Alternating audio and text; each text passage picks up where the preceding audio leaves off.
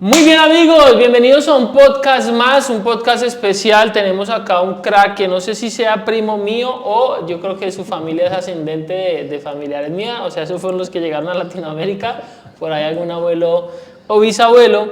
Y bueno, vamos a estar aquí con un crack, con Javi Crack. ¿Cómo estás? Qué bueno que estés acá. Y la primera pregunta que tengo para ponerte ya en cámara es, ¿de qué es tu universo? Fíjate, Jeff, muchísimas gracias, que seamos familia también, eso es maravilloso. Sí. Pues el universo es sobre personas, emprendedores que quieren hacer un mundo mejor. Entonces nosotros lo que atraemos son personas que tienen un mensaje, que ayudan a los demás y quieren dar a conocer lo que saben, lo que tienen, dejar un legado, y eso es lo que hacemos, experiencias para que ellos puedan contribuir a otras personas. Ok, ¿qué tipo de experiencias hacen? Fíjate, tenemos varias.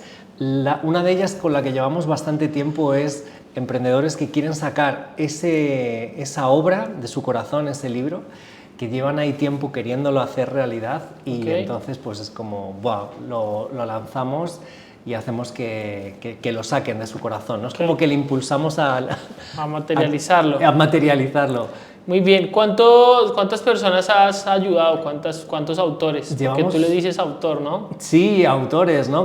Como tú, ¿no? Sí, autores, sí. Llevamos más de 100 en este momento. Tremendo. Porque hacemos las experiencias en inglés para gente que es de América, de India, que no hablan español, y luego las hacemos en español. Entonces tenemos como dos tipos de experiencia. Entonces entre los dos llevamos como eso, más de 100. Son experiencias inmersivas, ¿no? O sea, se ponen y se meten en, no sé, 3 días. ¿Cuánto tiempo es? Exacto, sí, son inmersivas porque la gente cuando es algo a muy largo plazo, al final la curva de motivación va para abajo, ¿no? Sí. Pero cuando es algo muy corto, 3 días, 4 días, al final la tasa de resultados es increíble. Tremendo. Entonces, o sea, 3 días metido la gente a tope y ahí salen con su libro. ¿En 3 días se puede escribir un libro? Salen con la primera versión porque, claro, al final de lo que se trata es este impulso para que comiencen, lo escriban y tengan la primera versión de su libro. Y luego metemos un acompañamiento hasta que lo tienen terminado en papel. Entonces, hay un tiempo para modificar, cambiar, mejorar, adaptar. Muy bien. ¿Tú crees que todo el mundo debería escribir un libro? A ver, yo creo que no. O sea, yo creo que solo personas que quieran ayudar a los demás. La mayor parte de los libros, Jeff, yo creo que se podrían tirar a la papelera. O sea, tú entras a una biblioteca, entras a una tienda y la mayor parte de los libros no ayudan a las personas. Ya. Son libros que te meten basura en la cabeza, literalmente. Sí. Entonces... Lo digo, ¿sabes por qué? Porque desde que las redes sociales se volvieron sociales, se popularizaron, entonces en muchas partes sale gente en podcast como este, o salen en entrevistas y entrevistan a gente simplemente por el FOMO, por el hype del contenido, o sea, por la emoción del contenido, por lo sensacionalista del contenido, pero en realidad hay gente que no le aporta, o sea, que te pongan un micrófono adelante o que te pongan frente a la cámara, para mí no significa, y también lo pongo en tela de juicio con este podcast, conmigo mismo, o sea, no significa que porque yo estoy aquí en la cámara o los invitados que traigo, no creo que signifique que tienen un buen mensaje necesariamente que dar, sino que la gente debería filtrarlo. Pero la connotación, que es un filtro, es un sesgo cognitivo que existe en la persuasión, que se llama el principio de la autoridad. Cuando te pongo frente a la cámara, la gente piensa que todo el que está frente a la cámara tiene algo que decir interesante, como la gente piensa que todo el que escribe un libro tiene algo interesante, y de mi perspectiva no. Es más bien como pules el sentido crítico para saber si sí es interesante, si sí es de valor o simple es basura, y esto de pronto nos bajan el video ya, pero por ejemplo las chicas de OnlyFans, muchas no tienen nada interesante que decir y las popularizan. Ahora hay unas que de pronto sí y tienen una vida muy interesante más allá de esa profesión. Entonces, ¿qué piensas respecto a esto? Sí, yo creo que al final no todo el mundo puede tener un libro, no todo el mundo va a sacar su libro. Lo que pienso es que hay personas que quieren ayudar a los demás. Entonces, nosotros, por ejemplo, las personas que ayudamos en esta experiencia son personas que van a ayudar a los demás, que tienen un mensaje potente, que tienen algo que va a cambiar vidas. Claro. Y sobre todo, Jeff, hay otro requisito, porque no dejamos venir a cualquiera. O sea, la mayor parte de los libros empiezan y terminan. Y ya está, o sea, no hay como mucho más recorrido. Y nosotros lo que queremos son libros que comienzan y el autor les pueda seguir ayudando de por vida. Es decir, que vean tu libro y digan, wow, me ha encantado este libro, Jeff, quiero seguir con él. Se apuntan a tu membresía, se apuntan a tu siguiente nivel. Entonces ya el libro se convierte en una herramienta para ayudar más. Entonces esas personas sí que deberían tener un libro porque están cambiando vidas, están dejando un legado, se están haciendo inmortales para la eternidad. Creo que eso que acabas de decir es muy interesante porque es la misma perspectiva que tengo frente al contenido. Yo no soy autor de libro todavía, pero es la misma perspectiva. El que hable, o sea, alguien que haya estudiado, que se haya preparado, que tenga un mensaje de verdad que dar y no solo por cumplir el requisito que ya sabes que dicen, ¿no? Todos deberían sembrar un árbol, no sé qué más dicen, viajar, no sé, tener un hijo, ¿no? Tener un hijo y escribir un libro. Lo voy a hacer por requisito, ¿no? Por requisito no, ¿qué tienes que aportar? Entonces, me parece muy interesante esto. Ya vamos a volver a ese tema de los libros, pero quisiera irme más para atrás. ¿De dónde eres? ¿Dónde naciste? ¿Cómo fue esa familia, ese contexto tuyo para que hoy te dediques a lo que te dedicas? Fíjate, pues nací en Madrid y... A la Madrid, madridista. Sí. Y entonces desde pequeño me encantaba el mundo de la comunicación. O sea, yo lo que hice fue comunicación, el doctorado en comunicación y en torno a los medios de comunicación. Entonces he estado en ese sector pues desde que era bastante joven, ¿no? Y luego en el 94 empecé en Internet, empezamos a crear contenido para Internet y desde entonces pues vivo vinculado al Internet, apasionado por crear cosas en Internet. Y esta idea de los libros surgió porque yo lo sufrí. Sufrí el estar en Los Ángeles, el estar conociendo a Will Smith, el estar teniendo el sueño de sacar un libro y no ser capaz. ¿Por qué? Porque no encontraba a nadie que literalmente te llevara de la mano y en un tiempo corto, porque precisamente cuando pues se alargan los tiempos, al final pues uno está con el libro y ya es como que se caduca, podríamos decir, ¿no? Hay gente que lleva con el libro años y no se reconoce, dice, bueno, si es que este libro ya es de otra... Claro. Entonces, de ahí surgió un poco todo, decir, ¿cómo es posible que haya tardado tanto en sacar mi primer libro? Y de ese sufrimiento, de esa búsqueda, de decir, oye, ¿y si hiciera algo que fuera único, que no existiera en el mundo, en el que juntara a otros emprendedores tipo mastermind y se ayudaran entre todos a sacar su libro?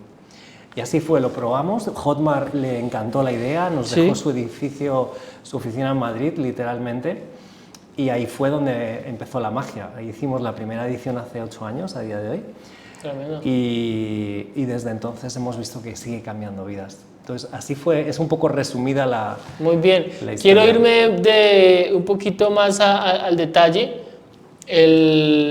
¿Cómo era tu familia? O sea, ¿tus papás eran periodistas, estudiaban comunicación? ¿Quiénes eran o cómo eran tus papás para que hubieras empezado por la carrera del periodismo?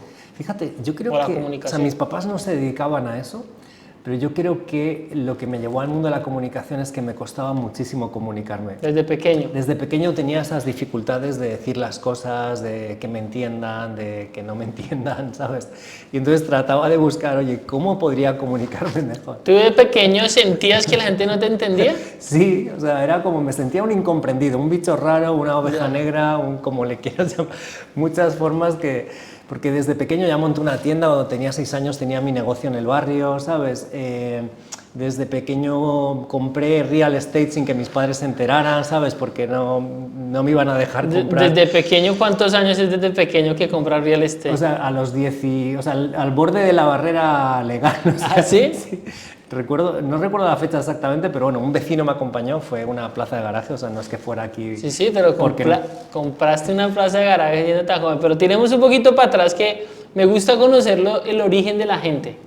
¿Por qué? Porque la gente que nos escucha, y esto viene con el sesgo de internet, la gente que nos escucha a veces piensa que los que tienen resultado vienen de cuna de oro. ¿Me entienden? Vienen como, es que la tuvieron fácil. Entonces, obvio, es más fácil para mí decir, es que tú la tuviste fácil, tú la tuviste igual de difícil a mí, pero tú has hecho más y por eso tienes resultado. Pero eso significa que yo también podría hacerlo, solo tengo que esforzarme un poquito más. Entonces, por eso me gusta como en estos podcasts que la gente vea el contexto, de dónde viene. Entonces, vienes de una familia, y también, vuelvo y lo digo, porque no sé tu caso, pero por si algo me adelanto, no importa si vienes de una familia con recursos, porque si vienes de una familia con recursos, con posibilidades, tienes tus propios retos, que son diferentes, y que la gente que viene de una familia sin tantos recursos, pues no los entiende, pero aquí también hay retos, y la vida igual, retos, venga de donde venga, solo que son retos diferentes. Entonces, ¿tu familia es una familia con qué situación socioeconómica? Fíjate, nosotros o mi familia, mis padres, desde siempre han sido una familia bastante pobre. Mi padre empezó a trabajar a los 4 años. Ok. Que A los 4 años, tío, es que no lo puede uno ni imaginar. Exacto, es que cuesta hasta visualizarlo. O sea, mi padre a los 4 años ya estaba, ¿no? Y mi madre, pues quizá a los 6, o sea, no creas que mucho más. Entonces, viene de una familia bastante humilde, pero con muchas ganas de superación, ¿no? Entonces, yo lo que vi desde pequeño, que mi padre, yo le veía, se levantaba a las 6 y se acostaba a las 12, o sea, le veía como de milagro. Y eso me impactaba, ¿no? Decir, oye, ¿cómo alguien puede tener esa fuerza de voluntad? Luego entendí que es pues, sacar una familia adelante, ¿no? O sea, luego ya como que entiendes un poco más, ¿no? Entonces, yo nací en ese contexto, ¿no? De ver poco a mi padre, más a mi madre, pero... ¿Tu mamá estaba en la casa? Sí. O sea, era ama de casa. Sí, con mi mamá estaba en la casa y bueno, pues era con la que teníamos pues más contacto, ¿no? Contacto. Y luego, fíjate, pasó algo, que esto no te lo había contado, pero un poco más adelante, cuando me fui a Los Ángeles, yo me empecé a emocionar por formarme, ¿sabes? Me compraba los cursos, estudié con Armand Morin, que Russell Brunson era mi compañero de clase, o sea, ¿Ah, sí? Armand es el mentor de Russell, ¿no? Y con gente así, ¿no? Con gente muy crack allí en Los Ángeles. Y la cosa es que me compré todo lo que podía y llegó un punto en que me arruiné. O sea, de tanto invertir en educación. Exacto, perdí el control porque era tan emocionante aprender de internet, real estate, desarrollo personal, o sea, todo, todo, todo. Y eso fue para mí como tocar fondo. Tenía que dormir en un coche, no tenía para comer. Y eso también me cambió la perspectiva de la vida, ¿no? Muy bien. Sí. Sí, te cambia la perspectiva. Disculpa que te interrumpa, quiero llegar a ese punto. Vamos a llegar al punto. Pero entender el contexto antes. Entonces, vienes de una familia donde tu papá desde los 4 años trabajando, tu mamá desde los 6 y tú como buen hijo pues emprendes dulces a los 6, sí. ¿No? A los 6 años empiezas a vender. Yo empecé a vender dulces a los 7 años. Wow, o sea, estoy consciente en el colegio, vendía dulces dentro del colegio a los 7 años porque ya veía la necesidad en mi casa de que no quería cargar a mi mamá con gastos, ¿vale? 7, 8 años. Entonces, después de eso, te encuentras con un problema en tu niñez. Tuviste una niñez, me imagino que pues normal, papá, mamá, una buena dinámica, pero te encuentras con un problema y es que no te entienden, sientes Exacto. que no te entienden. Exacto. ¿Cómo fue ese momento cuando, o sea, cómo te das cuenta, me causa curiosidad si lo recuerdas? ¿Qué se te viene a la mente? O sea, ¿hay alguna experiencia puntual donde digas, le estaba explicando a un compañero o estaba hablando con alguien y sentía que no me entendían por más que le explicaba? ¿O algún momento así que recuerdes? Sí, fíjate, lo que recuerdo es que no me salían las palabras. Ya. Era como miedo a expresarme por miedo a qué pensarían. Ok. ¿Sabes? Porque sí que recuerdo que al decir algo, pues o mi padre o mi madre, pues por haber dicho lo incorrecto, por haber tal, no es como, no sé qué, regañar, ¿no? Y yo creo que esos regaños me hicieron como sentir miedo por comunicarme, ¿no? Y decir, oye, ¿cómo cuento esto? Tremendo. Eso es un súper... Es que mira, pero es que me gusta conocer la historia. Porque de ese dolor o de esa timidez o de ese miedo, mira ahora a lo que te dedicas. Y tiene que ver, porque si lo contaste es porque fue muy importante para ti. Entonces, dices, para no enfadar a mis papás, yo cuido lo que digo. Y a veces como no sé decirlo, pues mejor no digo nada. Entonces sentías que había un problema para comunicarte. Entonces te haces consciente de eso. Y en el colegio, ¿por qué decides estudiar eso? ¿Y por qué mejor no te metes en una carrera donde no tengas que hablar? Algo donde mejor ni hablo con nadie. En cambio de decir, mejor venga y enfrente el cómo me comunico. O sea, así de fuerte habrá sido el reto de comunicarte. ¿Por qué eliges eso? Fíjate, lo elegí porque tenía como esas ganas de comunicar cosas que fueran útiles para la gente. Ya, ok. Y al final, pues sentí que eso me podía ayudar. O sea, no me imaginaba que yo iba a comunicarlo porque no me atrevía a hablar de cámara. Estaba casi siempre detrás de cámara, rodando anuncios para televisión, programas de televisión. O sea, estaba normalmente detrás de cámara. De hecho, hice una película en Los Ángeles, un cortometraje, ¿no? Siempre detrás de cámara, porque no me atrevía a salir. Ya, tu vocación, ¿cuándo descubriste que tu vocación era comunicar? Pues... O que tu sentido era comunicar, porque querías comunicar, evidentemente querías, o sea, era importante para ti comunicar, si no, no te hubiera generado un trauma, un conflicto el que no pudieras comunicarte. Y cuando dijiste, yo como que me voy a dedicar a la comunicación, indiferente del formato.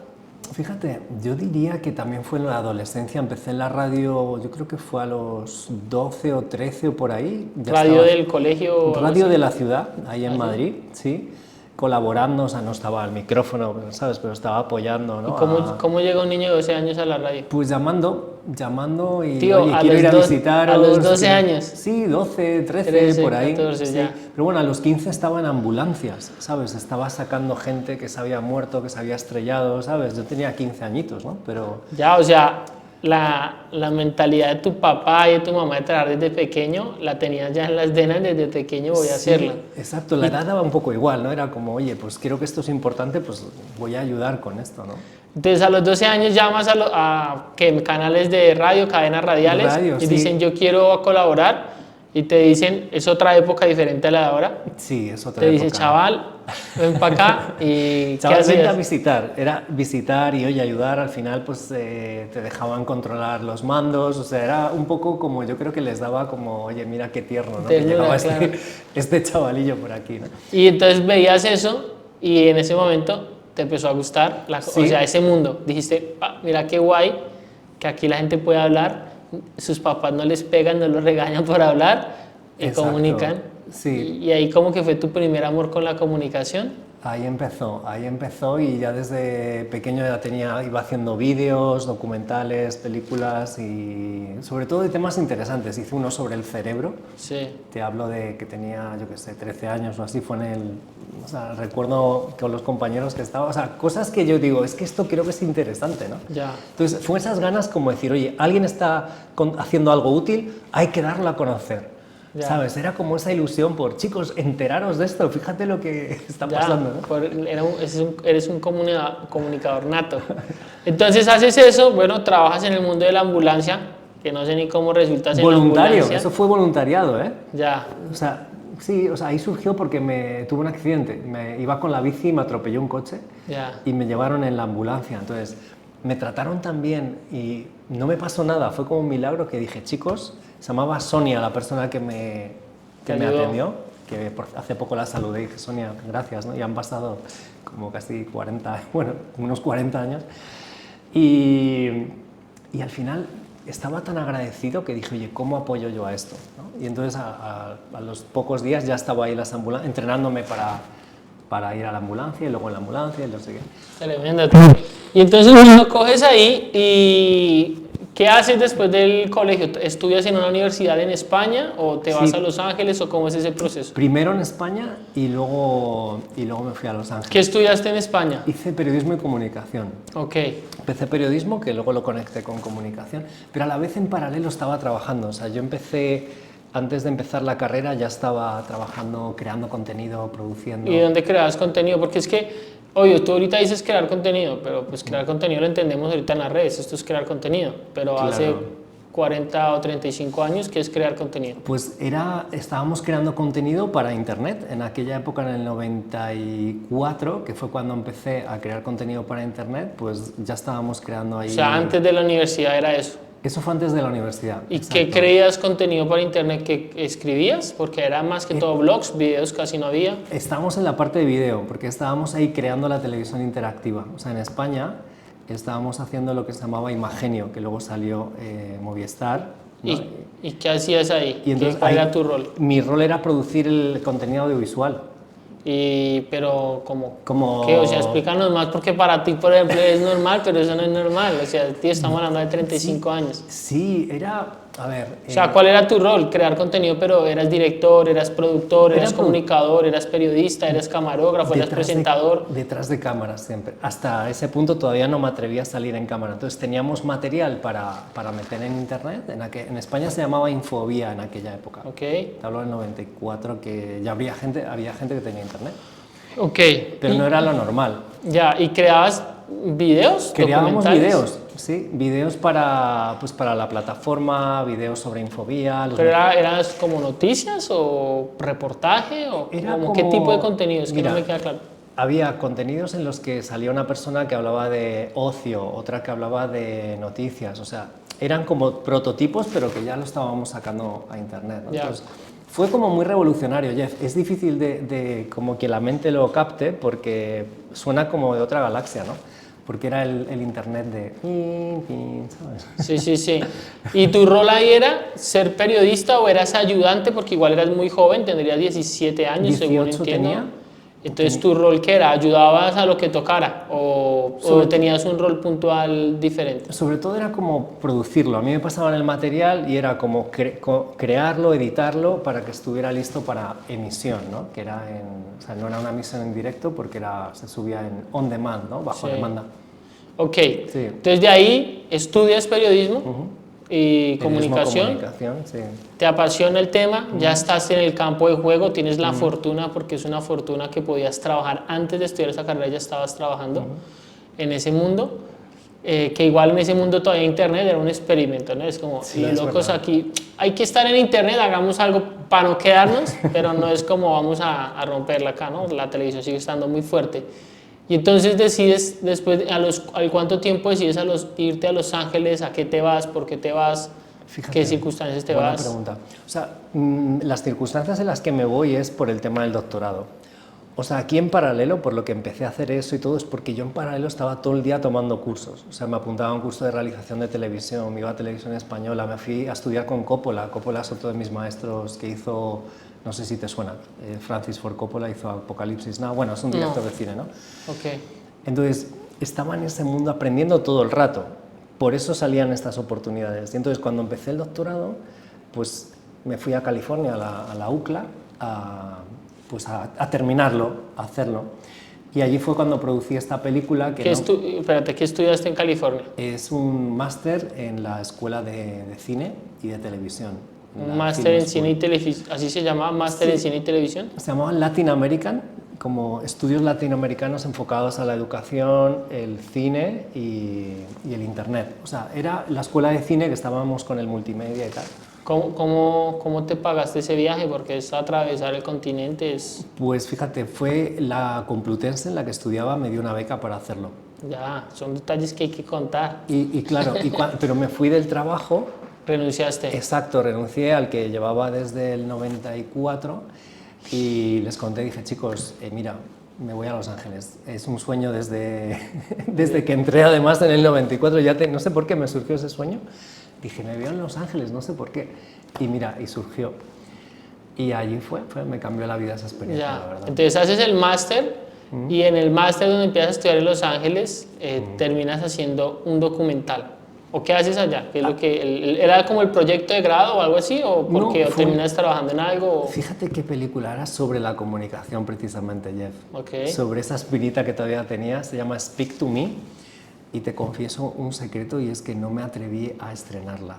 Joder, o sea, la Te hiciste lo juro, y no la estrenaste. Tío, Dios mío, está en un disco duro por ahí, pero rodada con actores americanos, con producción americana, con todo. O sea, para que veas cómo el miedo paraliza a las personas. Claro. ¿Sabes? Entonces, todo esto para mí es una motivación de lo que hago, que es impulsar a la gente. Porque si yo me hubiera pasado alguien que sea, a ver, ahora mismo vamos aquí, lo subimos a YouTube o alquilamos un cine en Los Ángeles, tal.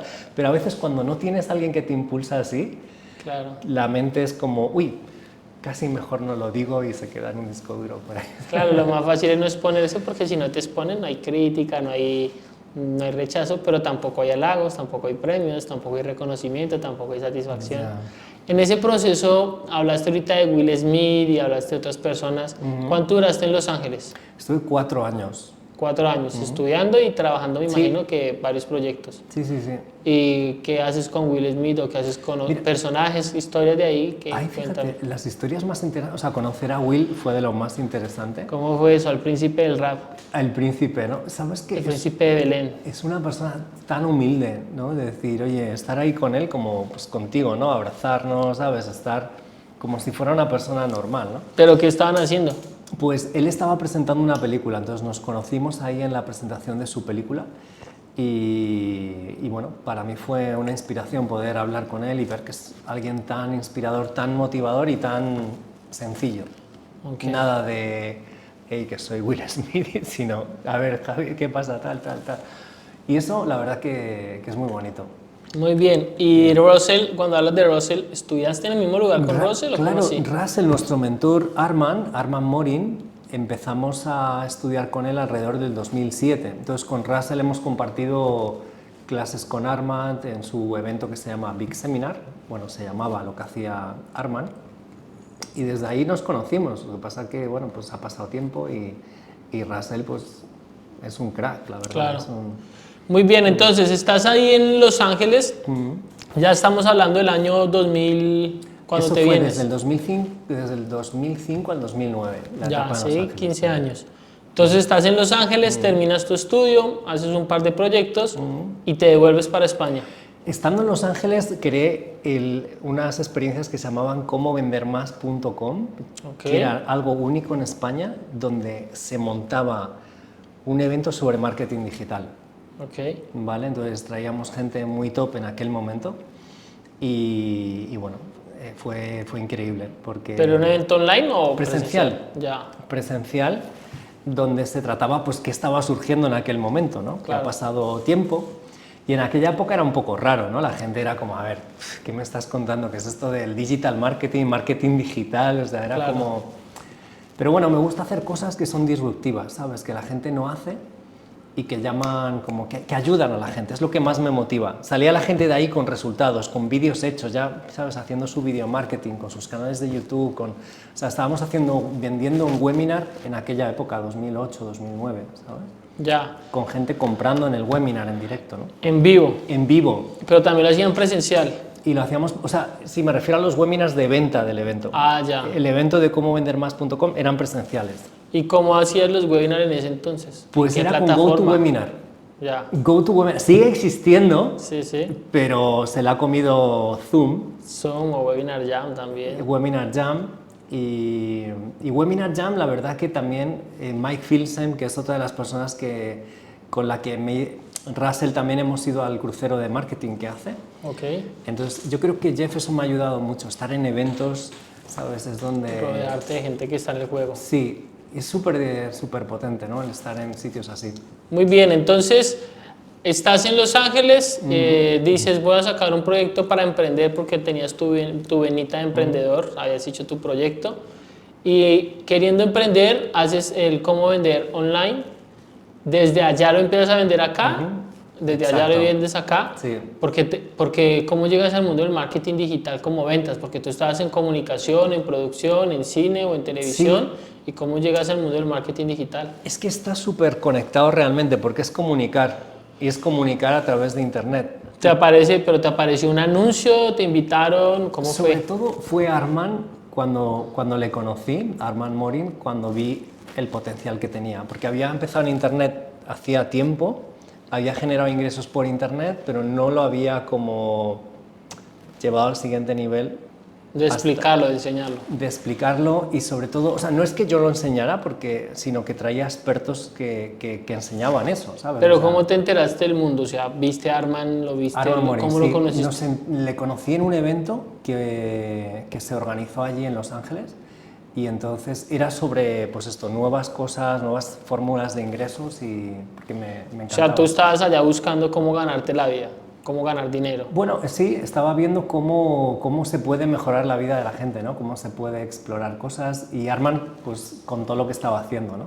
Ya, entonces conoces ahí el internet como negocio, porque antes lo conocías como medio de comunicación, pero allá en Los Ángeles es donde conoces el internet como una fuente de ingresos, ¿no? Sí, o sea, generábamos dinero al empezar, pero vamos, ya era como modelos de suscripción en los que yo no participaba directamente, ¿no? Entonces lo conocí más estando allí, porque es que me apasionó, Jeff. Yo dije, esto es increíble, o sea, lo que podemos hacer de ayudar a las personas gracias a Internet, ¿no? ¿Por qué crees que tienes tanto esa vocación de ayudar? Porque yo te veo muy cercano, te veo muy paciente, te veo que quieres como ayudar, muy empático. Y en tus respuestas veo mucho el ayudar, de dónde nace ese sentido de querer ayudar a la gente y no, ¿por qué no ir a hacer dinero y a lo loco? No lo sé, ¿sabes? Mira, lo que me viene es porque dices, oye, un día nos vamos a morir realmente, ¿no? Y lo que veo que traspasa los tiempos y los espacios y la parte económica es cuando has hecho algo útil para la humanidad. Yo recuerdo al ser pequeño y haber hecho estos voluntariados, en ambulancia, en ver gente que vivía en la calle o irme a zonas de guerra para ayudar ahí en Bosnia, ¿no? O sea, todas esas... ¿Fuiste a Bosnia? Me fui a Bosnia, sí, a Bosnia. ¿Eso es Rusia o eso qué es? Eso, a ver, ahora es Bosnia, Sarajevo, Mostar, todo Pero eso. era la Unión Soviética.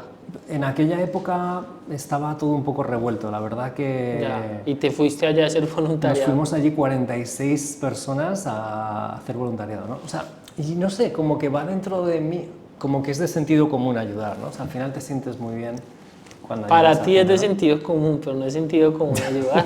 Eso hace parte, porque ¿de dónde nace ese sentido de ayudar? Sentido común, viste a tu mamá, recuerdas a tu papá, recuerdas algún contexto que hayas dicho, mira, mola ayudar, o un hábito, o ibas a la iglesia, o ¿de dónde viene el sentido de ayudar? Yo creo que de la iglesia también, la verdad que la fe me ha ayudado un montón, Jeff, y también ver a mis papás que pues siempre tenían como una actitud de ayudar a la gente, ¿no? O sea, Ok. no es que iban ahí como de samaritanos ayudando a todo el mundo, ¿no? Pero como que se respiraba, ¿no? Que cuando la gente necesitaba algo, ellos apoyaban, ¿no?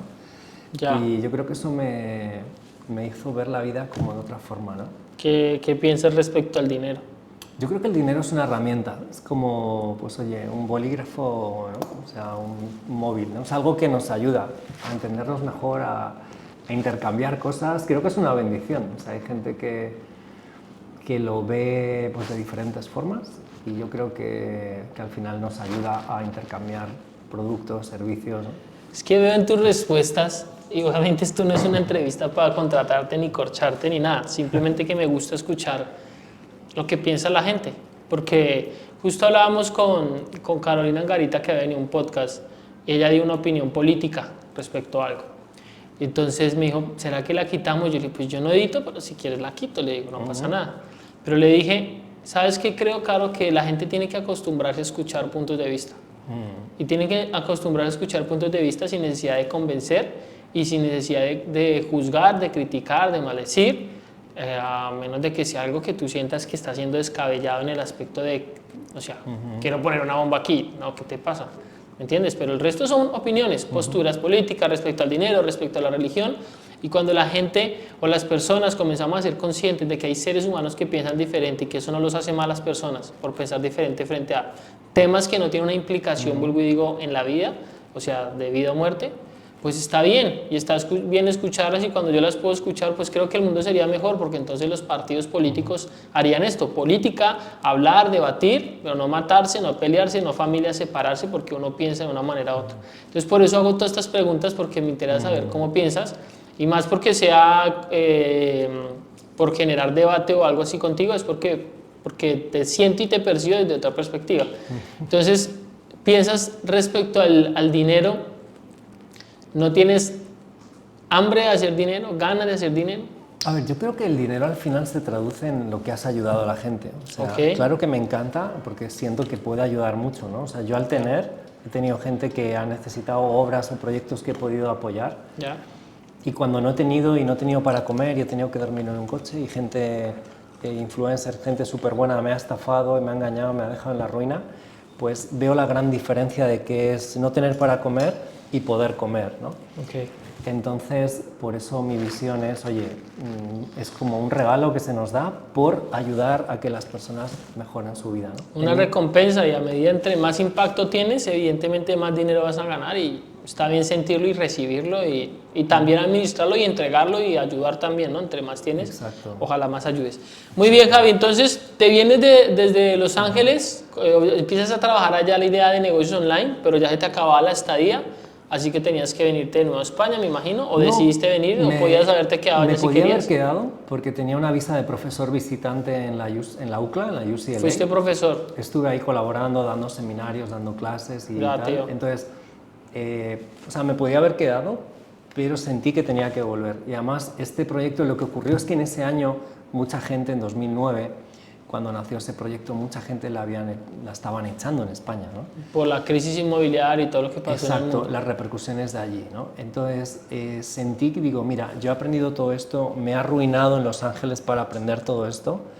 Digo, Sí, porque dijiste que habías vendido cursos, que habías comprado y comprado cursos en modo demente. Exacto. Y había hasta comprado... que quedaste sin dinero de Sí, nada, ni un duro. Exacto, ¿no? Entonces dije, vale, yo creo que esto pasa por algo, ¿no? Yo, la verdad, que todas las cosas que al final nos pasan, para mí me parece que Dios nos las pone por algo o nos las creamos por algo.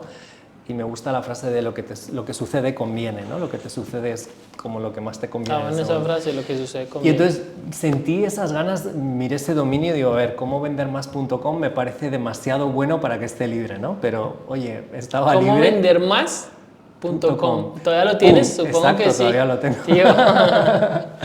Y ha pasado tiempo, ¿no? Y entonces surgió esa de las ganas de decir, oye, me vengo para acá, viajo a España. Todavía vivía allí, pero vine a hacerlo para, pues oye, empezar a ayudar a la gente.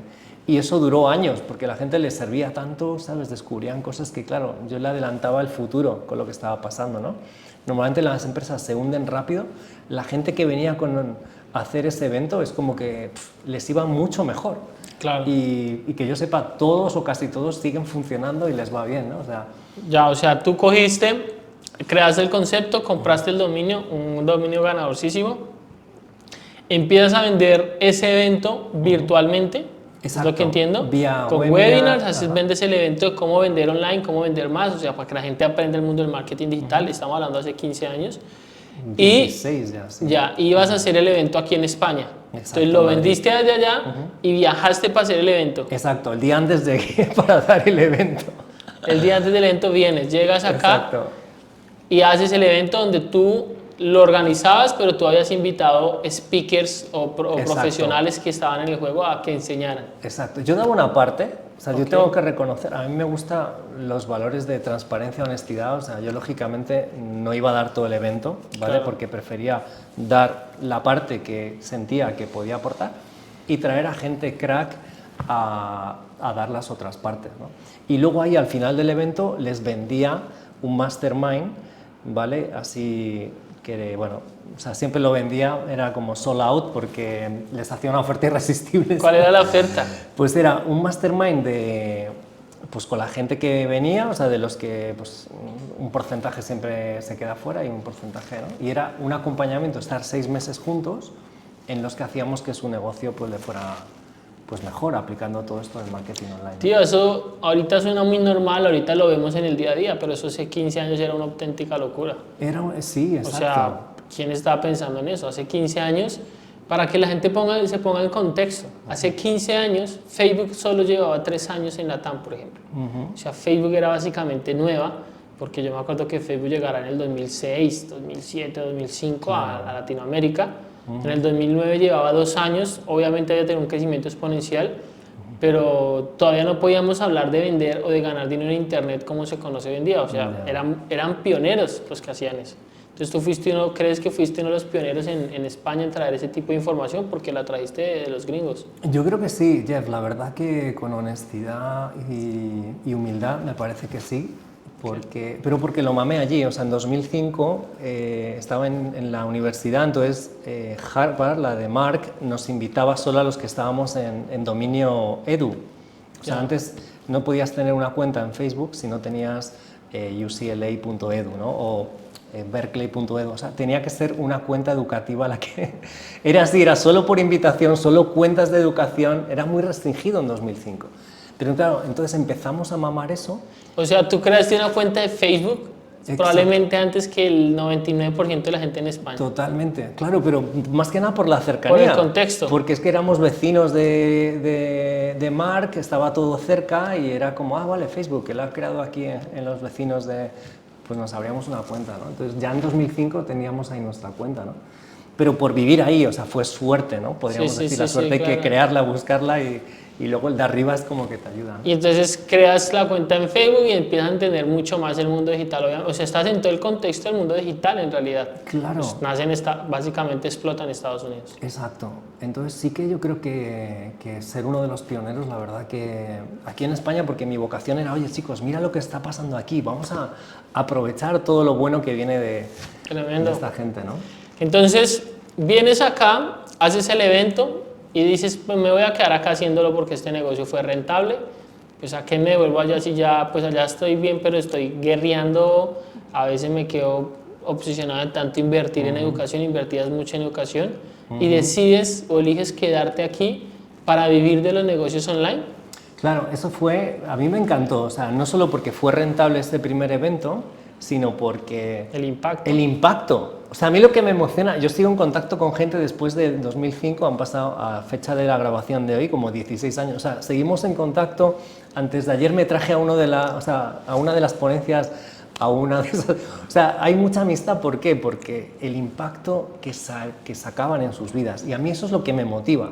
Claro. Como cuando la gente escribe su libro, ¿no? Como cuando tú vas a venir a escribir tu libro, o sea, cuando la gente vive eso, a mí es lo que me llena, sinceramente, ¿sabes? Yeah. Como, no sé, quizás raro, pero para mí es como, me emociona mucho. Y eso dije, wow, quiero seguir haciéndolo. Entonces estuve años haciéndolo y de hecho, pues de vez en cuando hacemos esas experiencias de cómo vender más.com, juntamos gente, hacemos mastermind para que aumenten su facturación y hacemos una promesa que si en 3 días no duplican lo que han pagado por venir, se les devuelve el dinero.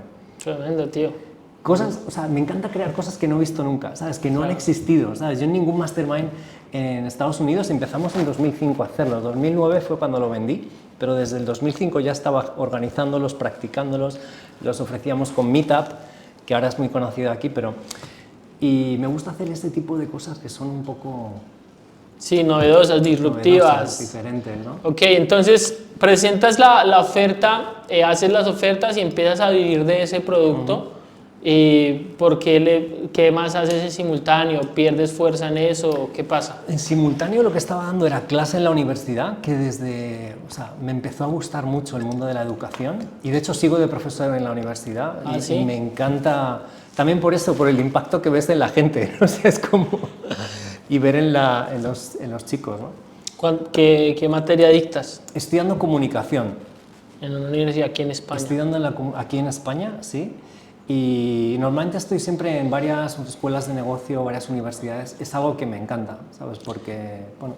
Ya, de alguna manera siento que fuiste como de los pioneros, entonces te posicionó muy rápido en el mundo, en el mundo como este man sabe, tiene la información de allá, y ahora te dedicas más que todo a ser profesor, ¿es donde gastas la mayor cantidad del tiempo?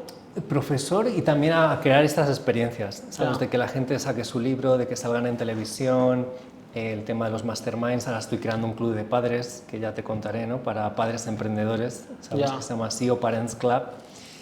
Y sí, la verdad que son experiencias que transforman, ¿no? O sea, lo que he sentido con esto del club, Jeff, es que los padres que somos emprendedores necesitamos estar más unidos.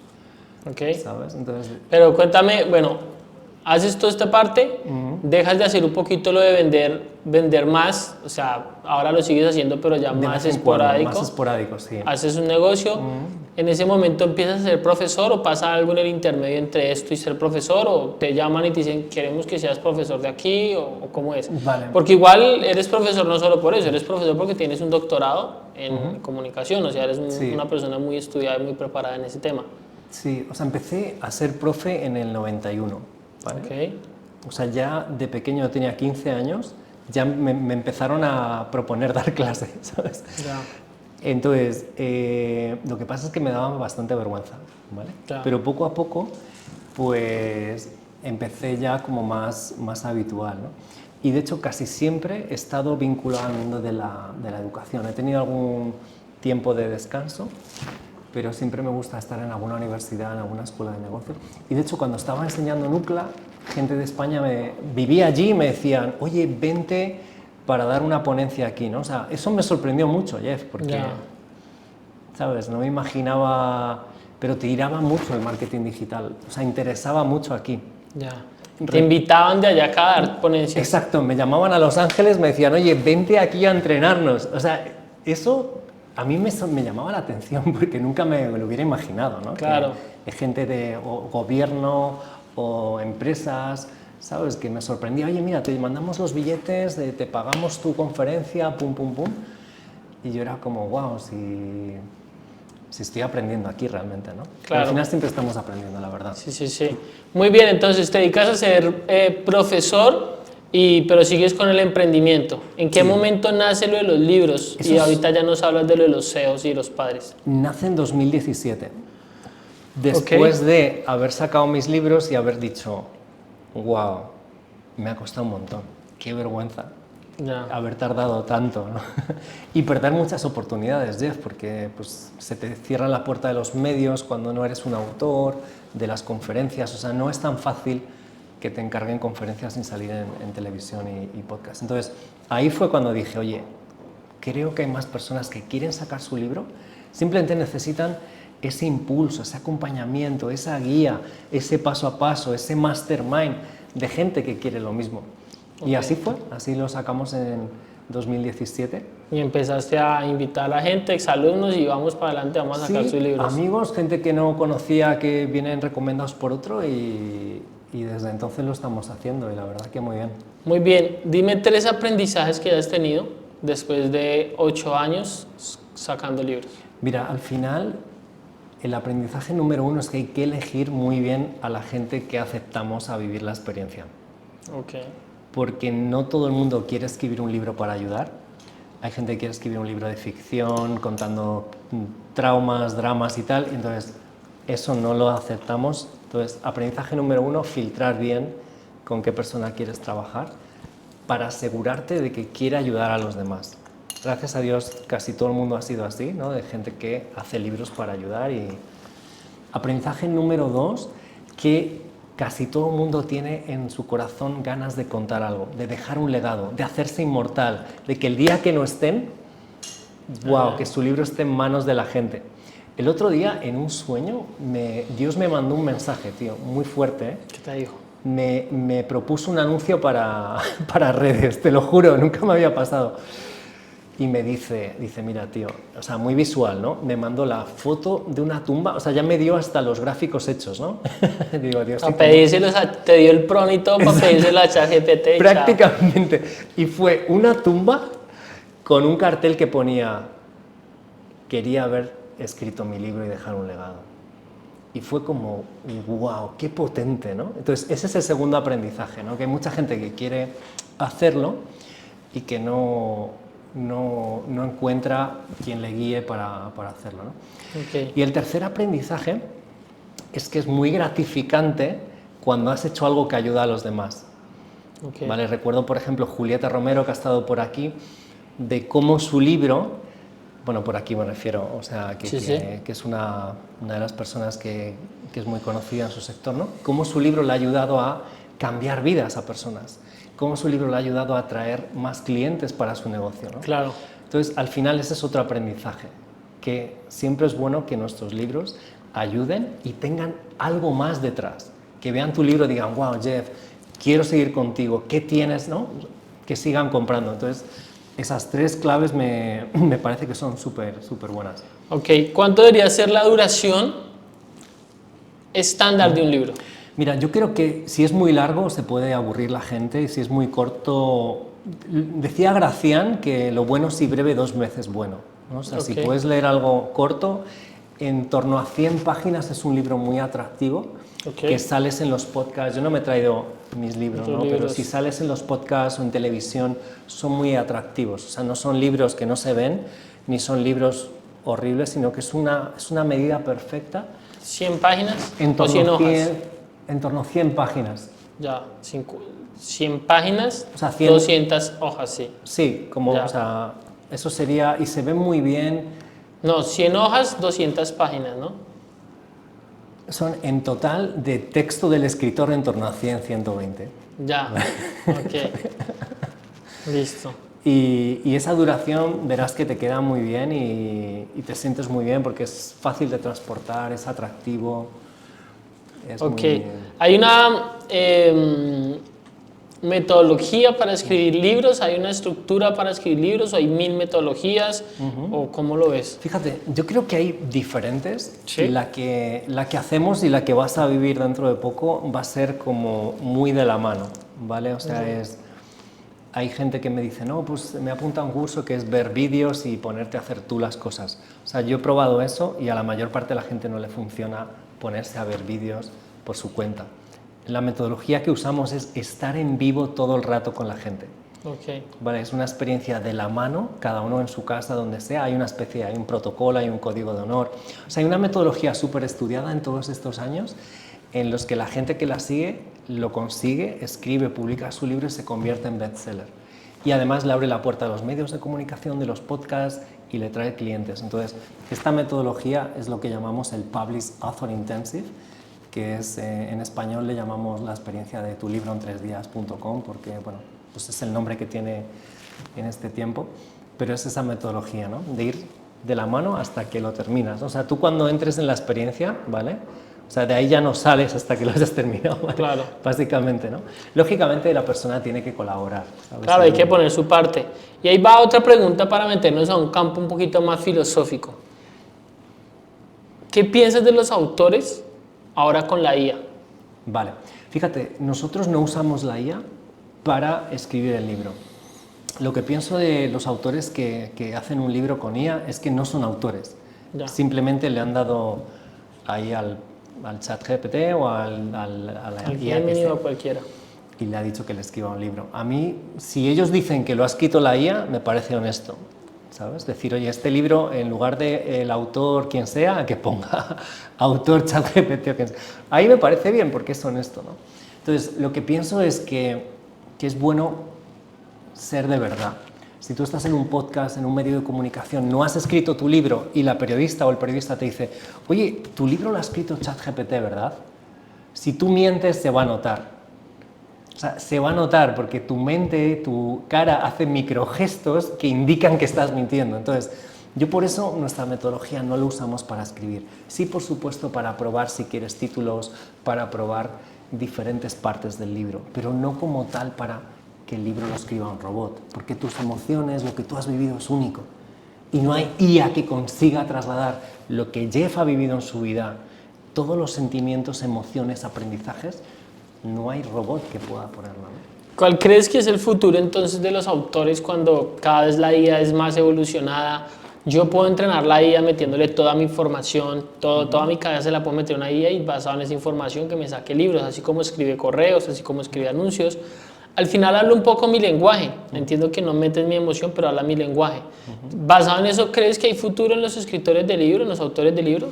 Yo creo que sí, porque siempre hay cosas que uno ha vivido que puedes ayudar a que otra gente se ahorre mucho tiempo y mucho dinero. O sea, hay cosas que tú has experimentado y que las puedes contar en un libro que a otra gente le puede salvar la vida. A mí lo que me motiva de esto, Jeff, realmente por lo que hago esto es porque un libro puede salvar la vida de la gente.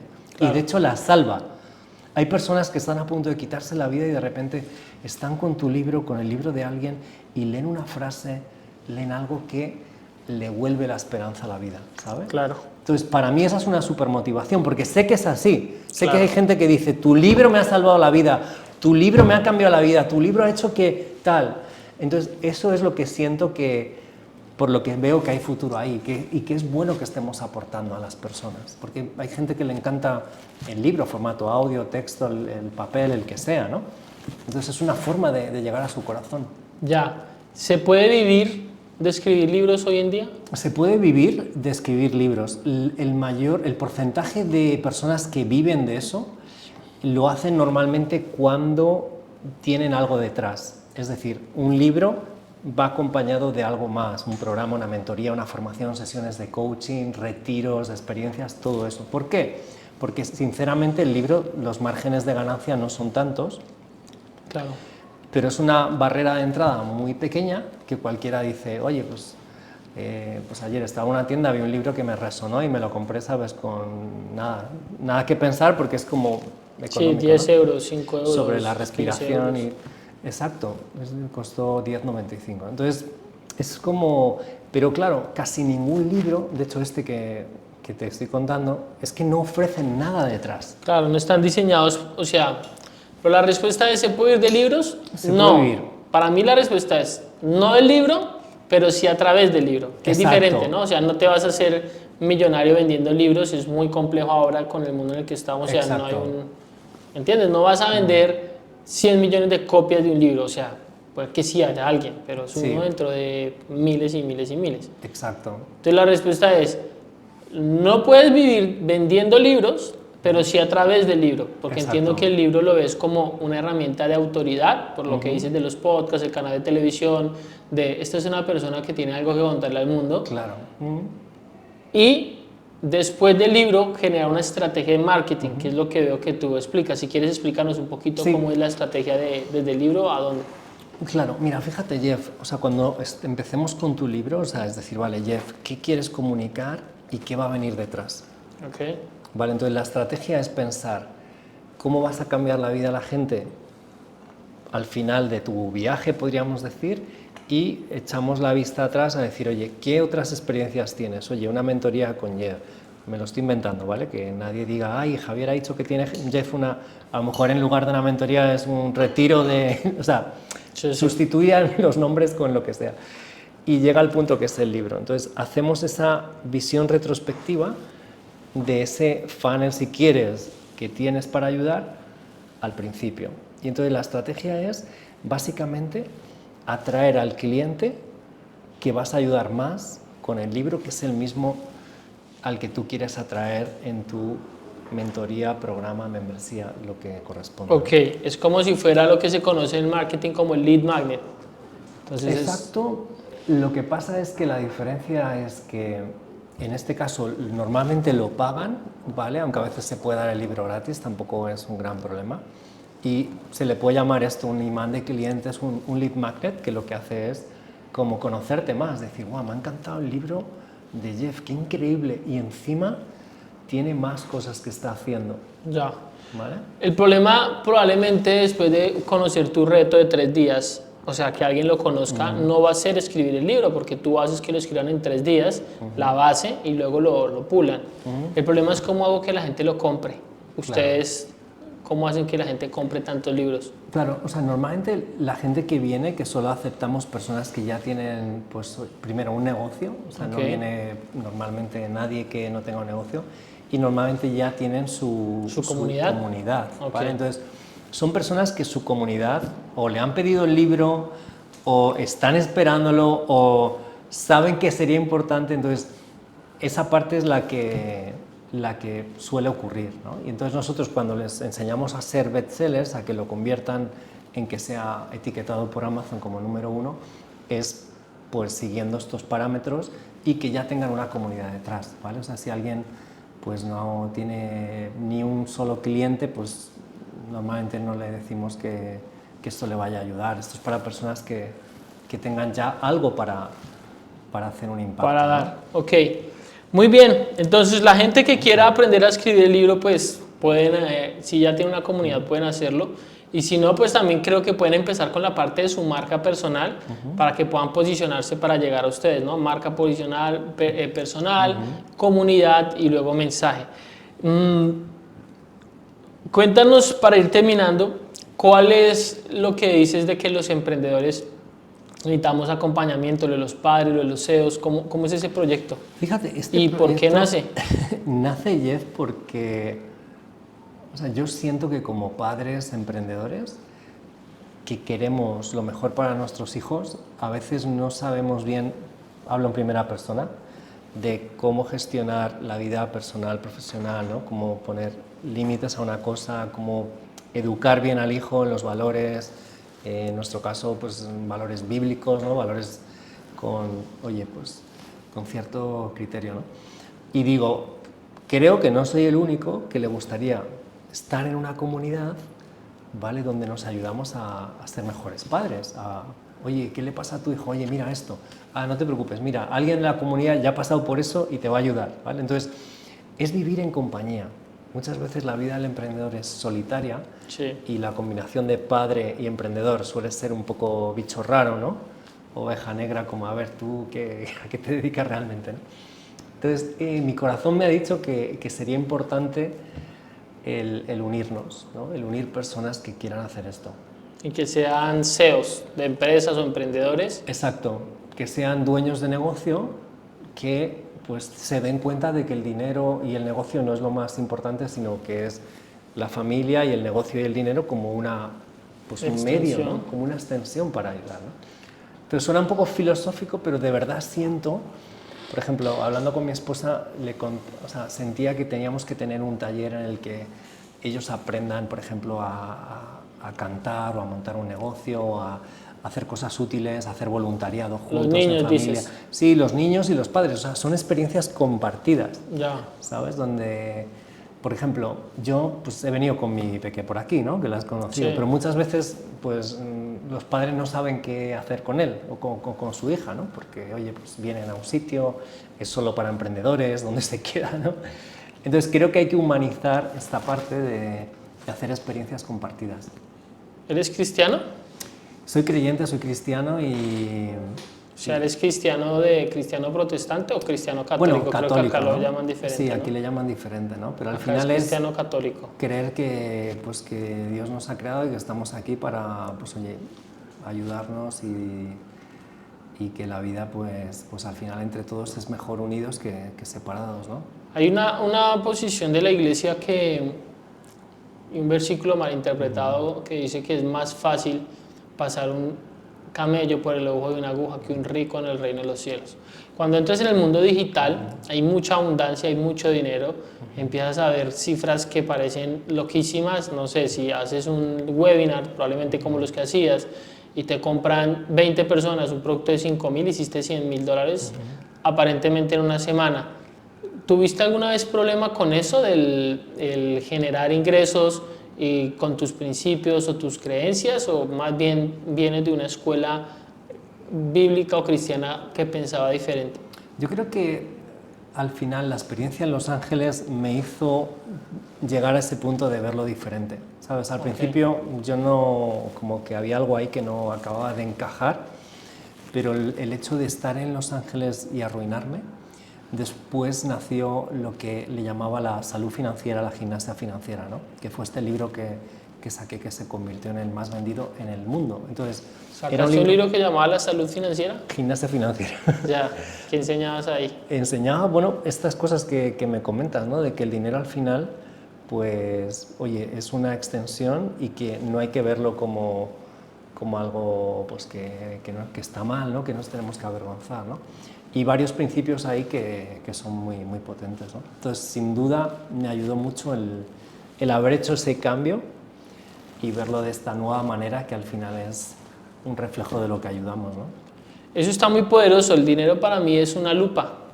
Y si eres mala persona, con dinero vas a ser una muy mala persona. Te amplifica, ¿no? Te amplifica. Y si eres una buena persona, con dinero vas a ser una muy buena persona. Entonces vas a ayudar más, vas a aportar a obras o vas a tener más tiempo para dedicar vida a ayudar a las personas.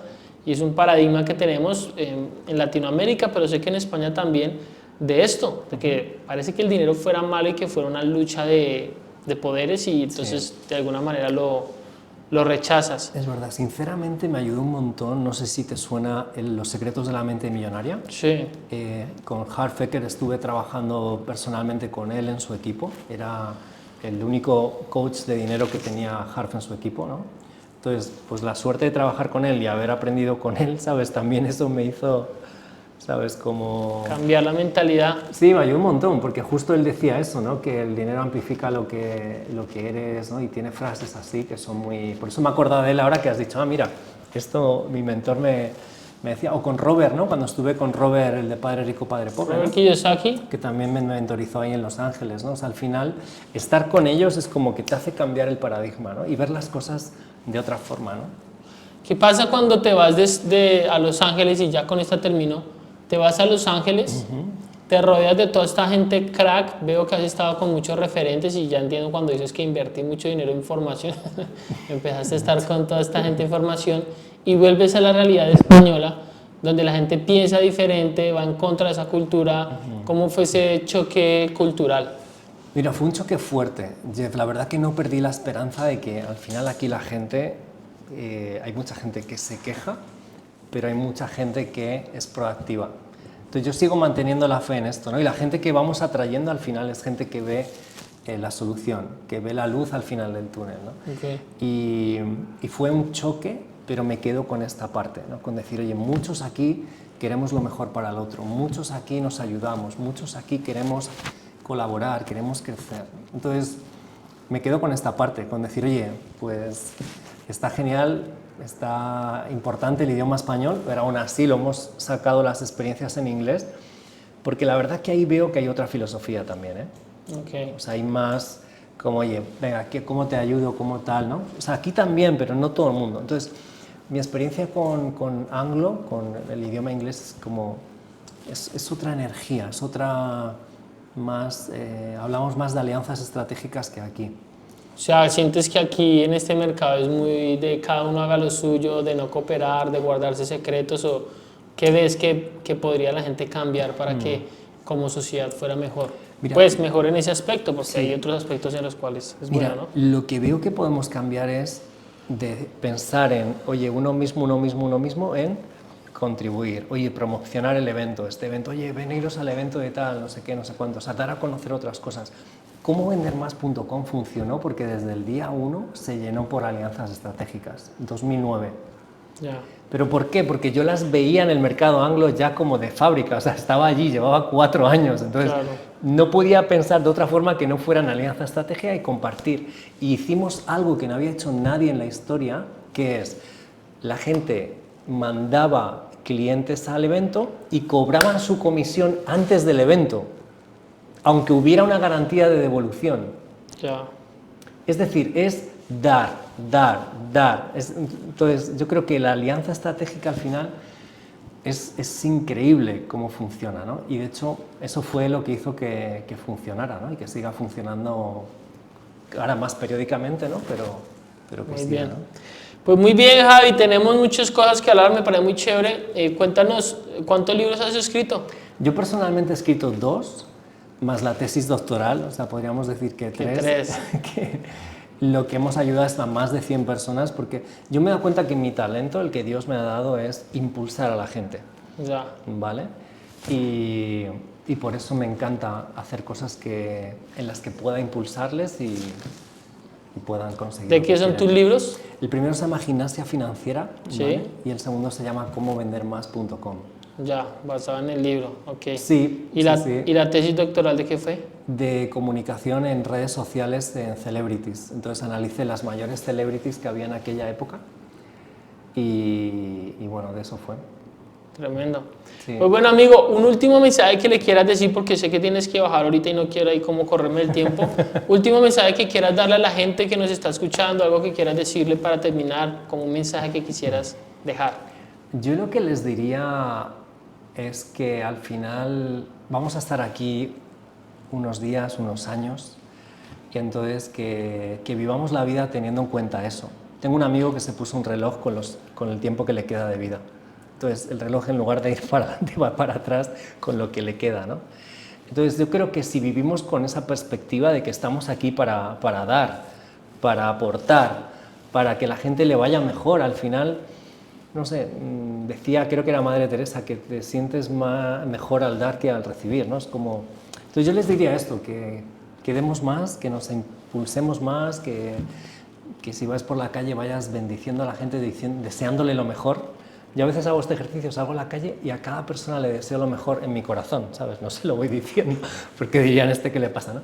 Pero es esta persona, wow, te deseas lo mejor, ¿no? Y te cambia todo, es que es increíble. Parece un ejercicio un poco raro porque pues a veces se me ocurren cosas así que no son muy típicas, pero yo les diría esto, que vayan bendiciendo por donde pasen, vayan dando lo mejor de ellos y que vayan disfrutando el camino y haciendo el bien. Tremendo, muy bueno ese ejercicio de ver gente y desearle el bien y bendecirlo, me parece muy, muy bonito, muy interesante. Y Javi, ¿cómo te pueden seguir en las redes sociales las personas que quieran seguirte, que quieran conectar contigo? Genial, yo creo que lo mejor pueden ir a institutoexito.com, que es pues ahí donde pueden ir, o pueden ir a Insta, que es javierriverodiaz.com. No, bueno, Javier Rivero Díaz en Instagram o... Javier, listo. Tienes buenos dominios, ¿no? Como estás harto en internet, has comprado buenos dominios a Sí, través me del gusta, tiempo. es que es un tema que me encanta. ¿Has vendido algún dominio así Sí. en buen? Sí, vendimos uno bien. Me trataron de comprar el de cómovendermas.com y bueno... Tío, 10.000 pavos por ese dominio te ofrecieron o más. Bueno, yo les pedí más y no... Y entonces, bueno, me lo quedé al final. Porque... ¿Cuánto has vendido un dominio? Un dominio que has vendido así. A ver, solo he vendido uno y fue... O sea, se lo vendí por 900 por, bueno, los costes que yo había tenido los años que lo mantuve, en fin. O sea, es lo más alto que que vendí un dominio a una empresa. Nunca los he vendido, los he regalado más. ¿Sí? He conocido gente que ha sacado su libro, no tenía su dominio y le he comprado el dominio del libro y le he dicho, oye, ya tienes dominio redireccionado a tu Instagram o no sé qué. Y eso son sorpresas que la gente no olvida. Yo me he olvidado, pero hay gente que me lo ha recordado. Tío, me compraste el dominio de mi libro. Y yo, es verdad, yo no me acordaba. Qué bueno, eso de los dominios. Yo también soy coleccionista de dominios. También, tengo muchísimos dominios. Es curioso. Sí, pues muy bien muchachos, espero que les haya gustado el podcast del día de hoy, un podcast sobre cómo ser autor. Javi siempre los habló, uno dice, hola autor, ¿cómo vas tal? Entonces un libro sobre cómo ser autor y sobre todo para decirles que, aunque al comienzo empezamos diciendo, desde mi perspectiva, y tú lo reafirmaste, no todo el mundo tiene algo que decir. Si estás acá, probablemente tengas algo que decir, porque si estás viendo este podcast es porque te gusta el crecimiento personal, te gusta el desarrollo humano, es decir, que te gustaría impactar y contémplalo como una posibilidad en tu vida, pero comienza a formarte, toma educación y desarrolla algo que pueda ayudar e impactar al mundo y luego ahí va a estar Javi y todo su equipo para apoyarte. Recuerden que en la parte de abajo les vamos a dar los enlaces de las redes sociales de Javi y también para que puedan ustedes activar un mes en Universo de Artista por solamente $1, ¿vale? Pues Javi, muchísimas gracias. Terminamos el podcast. A ver, voy a poner esta camarita por aquí para que nos despidamos. Ahí está. Y bueno amigos, nos vemos a la próxima en el siguiente capítulo. Nos pillamos. Chao a todos. Chao. ¿Listo, Javi? Bueno, ¿Qué te pareció, tío? Oye, súper, ¿eh? ¿Te gustó? Sí, la verdad es que me has hecho recordar cosas que ni recordaba, tío. Qué increíble.